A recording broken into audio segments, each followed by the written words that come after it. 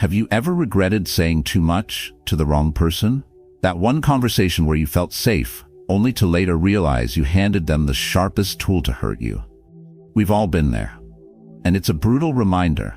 Not everything about your life deserves an audience. In today's world, you're expected to open up, to be vulnerable, to share every thought and detail like it's currency for connection. But here's the hard truth. The more you expose, the more control you surrender. Not everyone listening deserves to know you. Those who remain calm, centered, and truly powerful, they're not broadcasting their lives, they're protecting them. Because wisdom isn't loud, it's precise. And strength doesn't show off, it endures in silence. What if privacy isn't about secrecy, but about self-respect? What if saying less is not cold but courageous? As we grow older, especially in our 40s, 50s, and beyond, we begin to value peace more than approval. We learn that discretion isn't weakness, it's mastery. And what we keep to ourselves often says more than what we share out loud. In this video, we'll uncover 8 things you should never reveal to anyone, no matter how close they are. These aren't rules to isolate you, but principles to protect your dignity, your freedom, and your peace of mind. Because before you speak next time, you should ask yourself, am I sharing this to connect, or am I giving away a part of my power? Let's begin. Number 1, age. How old are you? It's one of the first questions people ask, slipped into casual conversation like it's harmless. But behind that simple number lies a quiet trap. Once your age is out in the open, people start rewriting who they think you are. They don't do it maliciously, it's often unconscious. But the moment they hear your age, 28, 43, 59, 67, something shifts. Labels begin to form. Too young to understand, past your prime, still figuring it out, should have settled down by now. And with those labels come assumptions. Assumptions about what you should know, what you're capable of, where you belong in life. That's the danger. You're no longer seen for your presence, your energy, or your unique experiences. You become a statistic, a number on a timeline that others use to measure your relevance. And let's be honest, we do it to ourselves too. Once you say your age out loud, a part of your brain starts the countdown. Am I behind? Should I be further along? Is it too late for me? That quiet panic? It's not coming from reality. It's coming from the meaning we've been taught to assign to numbers. But here's the truth. Age doesn't tell your story. It doesn't reveal the battles you've survived, the habits you've mastered, the perspectives you've earned. Some people live 70 years on autopilot. Others live 30 with depth, clarity, and fire. Life isn't measured in how long you've been here. It's measured in how awake you've been while living it. Still, people will try to put you in a box once they know your age. If you're young, they might ignore your voice. If you're older, they may assume you've stopped growing. Either way, your number becomes a shortcut for judgment and a barrier to real understanding. That's why choosing not to share your age isn't about being secretive. It's about staying in control of your own narrative. It's about letting people experience you, not their assumptions of what someone your age is supposed to be. You might think honesty demands transparency, but truth without wisdom is just exposure. There's a time to share and a time to stay silent. When it comes to your age, silence can protect your potential from being boxed in. And let's not forget, in a society obsessed with youth, revealing your age often invites comparison, pity, or pressure. People may project their own insecurities onto you, their fear of aging, of running out of time, of becoming invisible. Why carry the weight of their fear? There's power in choosing mystery. There's freedom in refusing to be defined by a number. If someone asks, you don't owe them an answer. You owe yourself the space to be fully seen without a timestamp.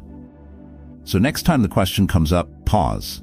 Ask yourself, will this help me connect, or is it just giving someone permission to reduce me? Not everything needs to be said, especially when what's left unsaid keeps your power intact. Number 2. Money. There's a reason people get awkward when the topic of money comes up, because the moment you reveal your financial situation, everything shifts. Say you're doing well. The minute others know how much you earn, what you own, or what you've invested in, they start seeing you differently. Friends may begin asking for favors. Family might expect help that sounds more like obligation than choice. Generosity stops feeling generous when it's no longer optional, when it becomes expected.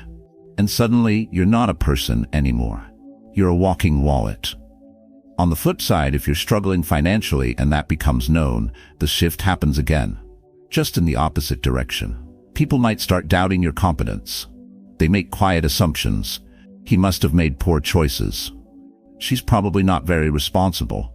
And the most dangerous part, these judgments don't always come out loud. They live in body language, job interviews, and social distance. You feel it, even if no one says it. That's why talking about your financial status, whether you're thriving or barely getting by, is almost always a lose-lose situation. The truth is, most people aren't equipped to handle that kind of information without filtering it through their own insecurities, needs, or envy. Real wealth isn't about impressing others. It's about not needing to. It's the ability to sleep at night without worrying about who knows what you have or don't have. The smartest people rarely brag about their money, and the ones who do, they're often compensating for something else. You can be generous without putting your net worth on display. You can live well without explaining how, and you can help others without announcing it like a press release. Keeping your finances private is not about being secretive. It's about keeping control. When nobody knows what you have, they can't manipulate you with it. They can't guilt-trip you into giving more or shame you for having less. You remain free to make decisions based on your own values, not on someone else's expectations. We've all heard the phrase, money talks. But those who truly have it, the ones who've earned it through grit, patience, and discipline, they let it whisper. Loud wealth is usually insecure wealth. So if someone asks how much you make, or what your investments are, or how much you paid for your car or home, pause. Ask yourself, will answering this serve any purpose? Or am I just giving someone ammo to judge me, use me, or define me? You don't owe anyone a financial confession. You don't have to prove your worth through numbers. The more you keep quiet about your money, the more power you keep over your life. The more you keep quiet about your money, the more power you keep over your life. If you value quiet strength over loud approval, consider subscribing. This channel was built for minds like yours. Number 3. Family secrets. Have you ever vented about a family issue to a friend, only to regret it later? Maybe it was a heated moment with your brother or a falling out with your dad. You shared it thinking it would help. But what you didn't realize was this. You weren't just sharing. You were shaping how others would forever view your family. Most of us have been there. We think talking will relieve pressure, make us feel heard, maybe even validated. But when you open that door to someone outside the family, you give them something they'll never unsee. Even after the fight is long resolved, they still see your father as controlling, your sister as selfish, your son as disappointing. You've moved on, but their perception hasn't. I knew a man named Mike, mid-50s, divorced, solid guy. A few years ago, he had a major fallout with his younger brother over their late father's estate.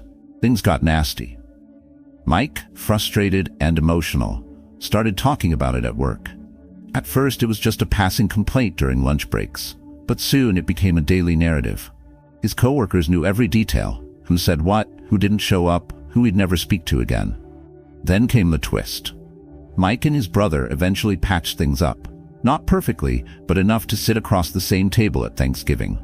But back at the office, no one else forgave. No one forgot.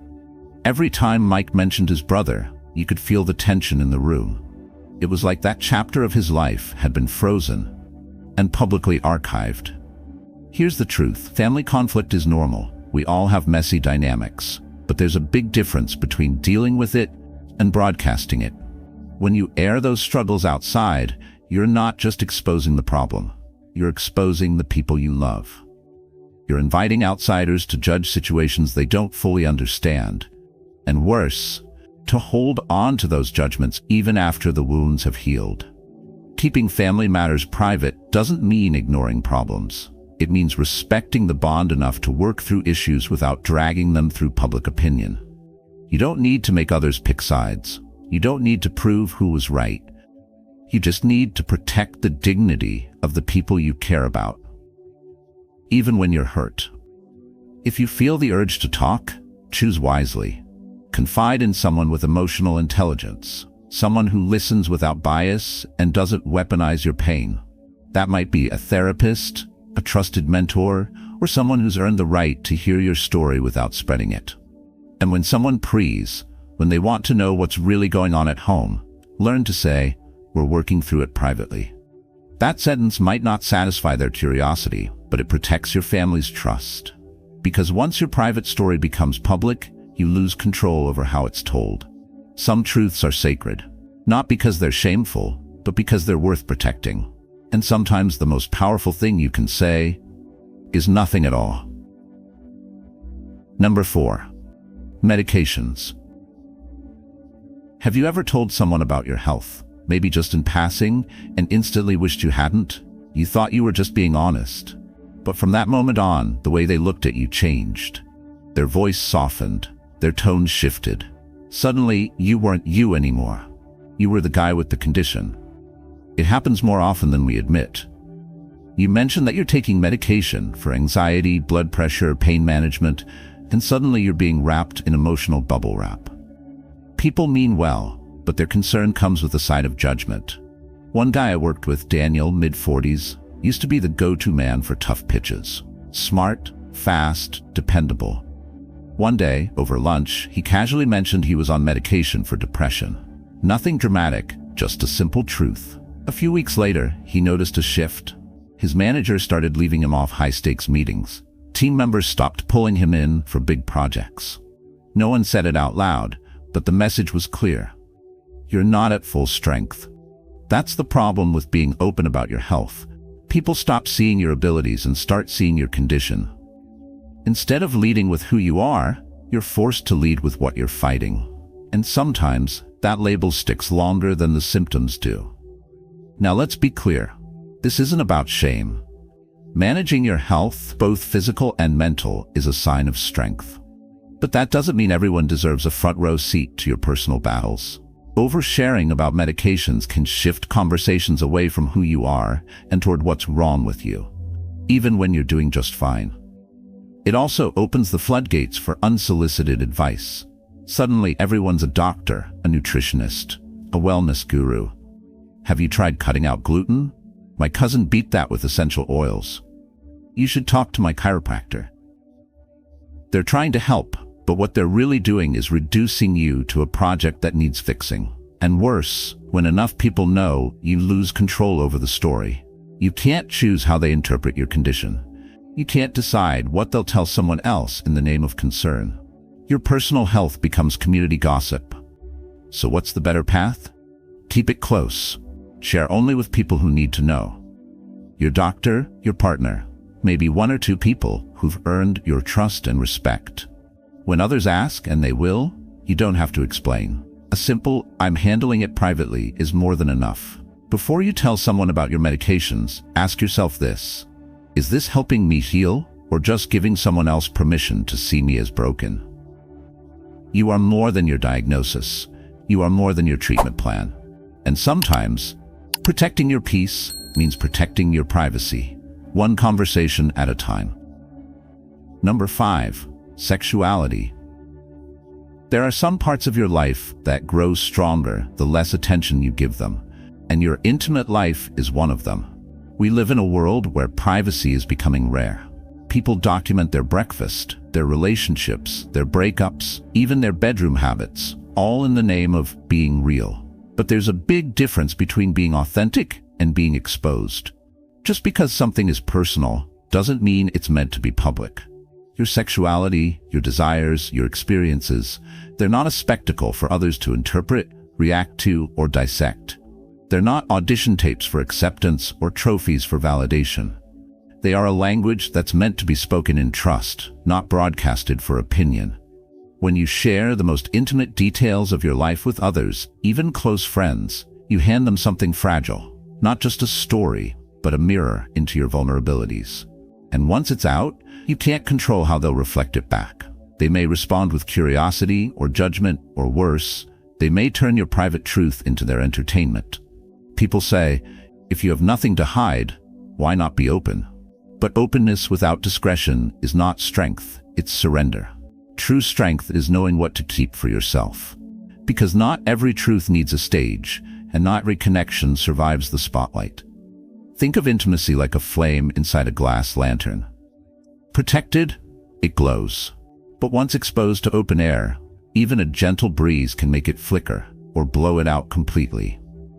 Sharing too much about your sexual life doesn't just invite opinions. It also puts pressure on your relationships. When others start forming ideas about your partner, your choices, or your experiences, that energy seeps back into your personal space. You start seeing yourself through someone else's eyes, and that's where the disconnect begins. Even more dangerous is when you begin to perform intimacy instead of live it. You start measuring your closeness by how interesting your story sounds or how others react to it. But intimacy isn't about performance. It's about presence. Quiet presence, deep trust. And those things are built in silence, not applause. So before you share anything about your private life, ask yourself, am I protecting this connection? Or am I feeding my ego? What matters most in life doesn't need validation. What's real doesn't require commentary. And what's sacred, it thrives in stillness. If you value quiet strength and personal dignity, choose privacy. Not because you're ashamed, but because you're grounded. You're not hiding anything. You're preserving something powerful, something not everyone deserves access to. If you believe that strength lies in discretion, and that some truths are best honored in silence, this channel was made for you. Subscribe to Stoic Spirit and walk the quiet path with clarity and purpose. Number 6, charity. In an age where every kind gesture seems to be followed by a camera flash, there's something profoundly rare about generosity that happens in silence. We live in a world that rewards performance, where even acts of kindness are often staged for applause. But real charity doesn't need an audience. In fact, the moment it demands one, it begins to lose its soul. Here's a hard question most people don't dare ask themselves. Would you still be generous if no one ever found out about it? For many, the answer is quietly uncomfortable. Because much of what we call giving today is less about lifting others and more about lifting our image. Social media has made it easy to turn goodwill into branding, a way to polish reputations rather than change lives. True giving, the kind that nourishes the soul, doesn't come with expectations.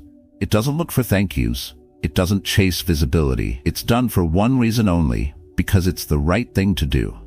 And when that's your motivation, you don't need to explain yourself. You don't need to post about it. You just do it and move on. Quietly. With strength. Because let's be honest, once your kindness becomes a spectacle, the focus subtly shifts. It's no longer about the person you're helping. It's about you. And whether you mean it or not, that shift can strip dignity from the very people you intended to uplift. Not everyone wants their struggle put on display. Some people carry their burdens with pride, and when your help turns into a spotlight, it can make them feel smaller, not stronger. That's why keeping your charity private isn't just about your own integrity. It's about protecting the emotional safety of others. It's about making sure your giving doesn't become a trade, help in exchange for gratitude, or worse, validation. Think of generosity like the roots of a tree. You can't see them, but they're what keep everything alive and upright. The more hidden they are, the deeper they grow. And just like those roots, the strongest kindnesses are the ones that don't need to be seen to have impact. They create real change without needing recognition. And that's where their power lies. So next time you're moved to give, whether it's your time, your money, or your energy, ask yourself who it's really for. If the answer is anything other than them, take a moment, reflect, then choose to give anyway, quietly. If this kind of quiet strength speaks to you, we invite you to subscribe to Stoic Spirit and continue walking this path of silent power. Number 7, honor. Why is it that those who speak the loudest about honor are often the ones who lack it the most? Real honor doesn't require a spotlight. It commands quiet respect by simply existing. And that's exactly why it should never be handed out freely in conversation, exposed to the winds of opinion and misunderstanding. The more you talk about it, the more you cheapen it. Honor is not an announcement, It's not a resume line. It's not something you flaunt at the dinner table to earn applause. It's a way of walking through the world, consistently, quietly, and without the need for validation. When you've lived long enough to build a name, a reputation, a legacy, that very legacy becomes vulnerable the moment you put it on display. Because the second you begin seeking praise for who you are, you open the door to people questioning whether you ever truly deserved it. There's a quiet power in restraint, holding your accomplishments close, carrying your dignity without putting it up for review. In a culture where attention equals value, keeping your honor to yourself feels almost radical. But that's exactly what gives it strength. When you resist the urge to boast, to correct every misjudgment, to defend your image, you show the kind of confidence that doesn't rattle easily. You show that your self-worth isn't up for negotiation. And here's the danger most people don't see. When you start advertising your honor, you don't just look arrogant, you invite resentment. You turn something noble into something performative. You give others a reason to scrutinize you more, not less. Every time you tell people how upright you are, you challenge them to find the cracks. The truth is, honor isn't even about how others see you. It's about how you live when no one's watching. It's the standard you set for yourself. And that's why it's one of the most sacred things a person can possess, and why it should never be casually shared. Because the moment you look outside yourself for validation, that honor becomes fragile, borrowed, conditional. So don't hand out pieces of your integrity in the name of recognition. Don't waste time explaining what kind of man you are. Show it through patience, consistency, and principle. Let your silence be louder than your words. Let your legacy speak, not your mouth. In the end, people remember not what you said about yourself, but what they felt in your presence. And the most honorable people, they never had to say a word.